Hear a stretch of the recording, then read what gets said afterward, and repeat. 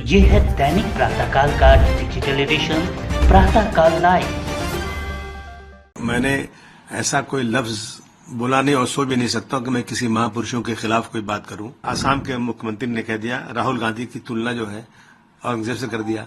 इसके पहले अखिलेश जी की तुलना औरंगजेब से कर दिया। मुझे जो है पूरे सेशन के लिए सस्पेंड कर दिया गया है। मैं समझता हूं ये नाइंसाफी है। प्रशांत कोरटकर और राहुल शोरापुलकर इन्होंने अपमानित किया है। जो अल्फाज बोला मैं अपनी जबान से बोल भी नहीं सकता हूं। ये महाराष्ट्र में है, उनको क्यों नहीं पकड़ा जा रहा है? ये सिर्फ क्यों हो रहा है कि बीजेपी सरकार जो है ना वो हर चीज ढूंढती है कि मुझे इससे फायदा कितना होगा। मैं इसलिए वापस ले रहा हूं कि एक इसकी वजह से पूरा एक बाउंडर खड़ा हो गया है।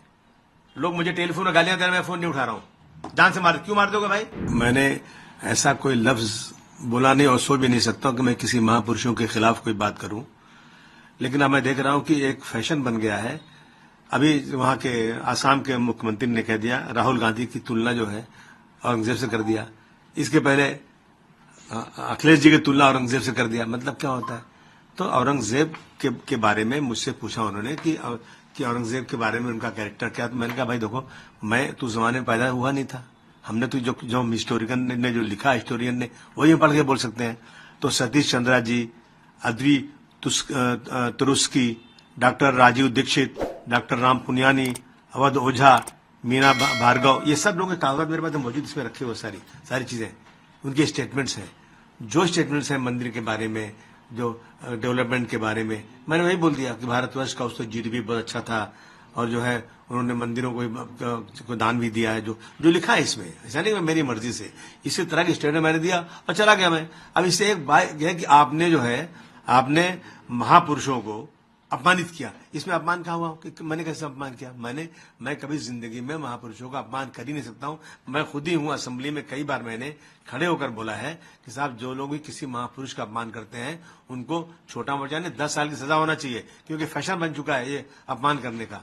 तो मैंने कहा किया। अब उसके ऊपर मुझे जो है पूरे सेशन के लिए सस्पेंड कर दिया गया है। मैं समझता हूं ये नाइंसाफी है। देखिए प्रशांत कोरटकर और राहुल शोरापुलकर इन्होंने अपमानित किया है। जो अल्फाज बोला मैं अपनी जबान से बोल भी नहीं सकता हूं। ये महाराष्ट्र में है, उनको क्यों नहीं पकड़ा जा रहा है? मैंने तो जो चीजें बोला है वो ऑन रिकॉर्ड बोला है जो है, और अगर मैंने जो बोला है वो गलत है तो जिन लोगों ने लिखा है, जो आजकल भाषण करते फिरते हैं, उनसे क्या कार्रवाई हुई? उनसे आपने पूछा क्या कि आप कैसे गलत बातें बोल रहे हैं? जो सही बातें, अगर कोई गलत बात बोल रहा है तो उस पर रुकवा डालिए, उस पर केस फाइल कीजिए आप। मैंने उनकी जो हिस्टोरियन उनकी कही हुई बातों को दोहराया तो मेरे ऊपर कैसे केस हो सकता है? मैं अब देखूंगा इसमें क्या रास्ता हो सकता है। नाइंसाफी अगर इसी तरह से होगी, मैं समझता हूं, देखिए ये सिर्फ क्यों हो रहा है कि बीजेपी सरकार जो है ना वो हर चीज ढूंढती है कि मुझे इससे फायदा कितना होगा।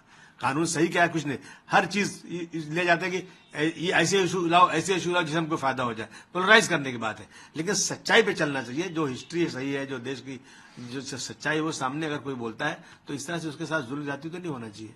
नहीं, बहुत सारे लोगों ने मेरे समर्थन में बात किया है कि जो सही बातें हैं, और सही बात तो समर्थन सबको करनी चाहिए। आपने सफाई दी कि जो औरंगजेब हैं वो क्रूर शासक नहीं थे, वो मेरा स्टेटमेंट में वापस मैंने जो कहा था ना, मैं इसलिए वापस ले रहा हूं कि एक इसकी वजह से पूरा एक बाउंडर खड़ा हो गया है। लोग मुझे टेलीफोन में गालियां दे रहे हैं, मैं फोन नहीं उठा रहा हूं। जान से क्यों मार दोगे भाई? और अभी स्पीकर साहब ने मुझे सस्पेंड कर दिया।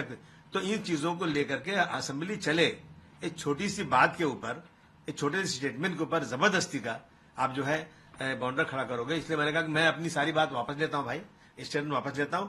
असेंबली चलना चाहिए। हमारे पास बहुत सारे इश्यूज है अपने एरिया के, लोगों को पानी नहीं मिल रहा है, सड़कें खराब है, गटर खराब है, स्कूल का प्रॉब्लम है, अस्पतालों का प्रॉब्लम है, उस पर डिस्कशन करें या इस सब पे टाइम वेस्ट करें। इसलिए मैंने अपना स्टेटमेंट वापस किया। सर, एक आखिरी सवाल, एमआईएम की तरफ से बयान आया कि समाजवादी पार्टी बी टीम है बीजेपी, और आपको लेके भी कहा कि उनके फेवर में बोलते हैं क्या?